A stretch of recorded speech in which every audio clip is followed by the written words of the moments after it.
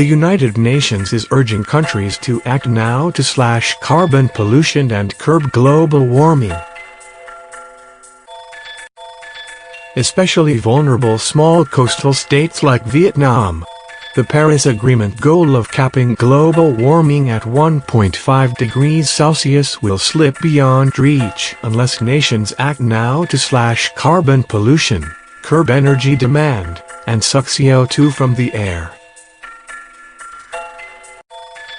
According to a draft UN report, without such efforts, holding warming to 1.5 C, 2.7 degrees Fahrenheit, by the end of the 21st century is extremely unlikely, said the 1,000-page report, prepared by hundreds of scientists.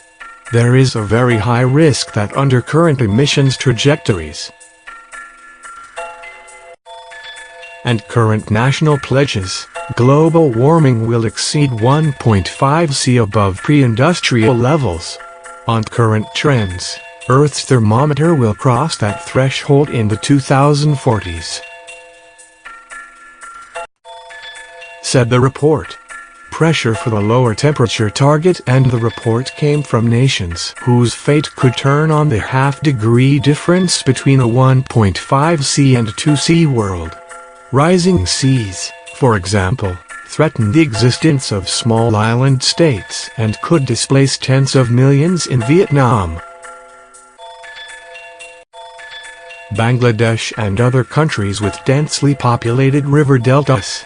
There is a tipping point on sea level rise, driven mainly by melting ice sheets on Greenland and Antarctica, somewhere between 1.5 C and 2 C, said Hans-Joachim Schellenhuber, director of the Potsdam Institute for Climate Impact Research. With 2 C, according to our models, sea level will just keep on rising, he told AFP. With only a single degree Celsius of warming so far, our planet is already coping with a crescendo of climate impacts including deadly droughts, erratic rainfall, and storm surges engorged by rising seas. The pathways that do exist for stabilizing at 1.5 C would require breaching that threshold and then dialing down Earth's surface temperature by drawing CO2 out of the atmosphere and then using it for fuel or storing it underground. None of technologies that do this exist today on an industrial scale, and some experts fear the long-shot 1.5 C target could pose problems of its own. Any scenario for 1.5 C stabilization likely requires a dubious dependence on negative emissions technologies, whereas 2 C stabilization is still possible without that, said Michael Mann, director of the Earth System Science Center at Pennsylvania State University. The lure of silver bullet fixes, he and others point out, could weaken the resolve to reduce greenhouse emissions at their source, an unintended side effect known as moral hazard. Ensuring even a 50-50 chance of a 1.5 C world would require the equivalent of a climate change Marshall Plan, the study concluded. The Paris Agreement, 197-nation climate treaty, inked in 2015, calls for limiting global warming to well under 2 C, and pursuing efforts for the 1.5 C cap.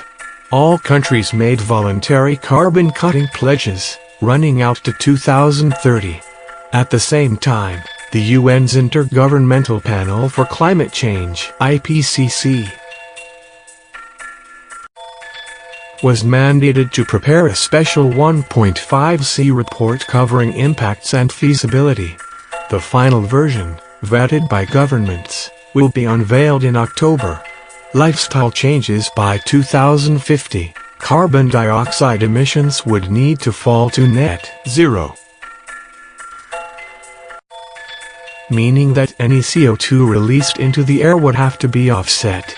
Renewable energy sources, mainly solar and wind, would by then be the dominant energy source,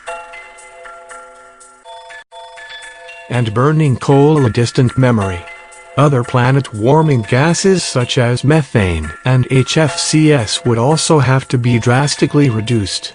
Rapid and large-scale behavior and lifestyle changes, such as a shift away from eating meat, will also be essential.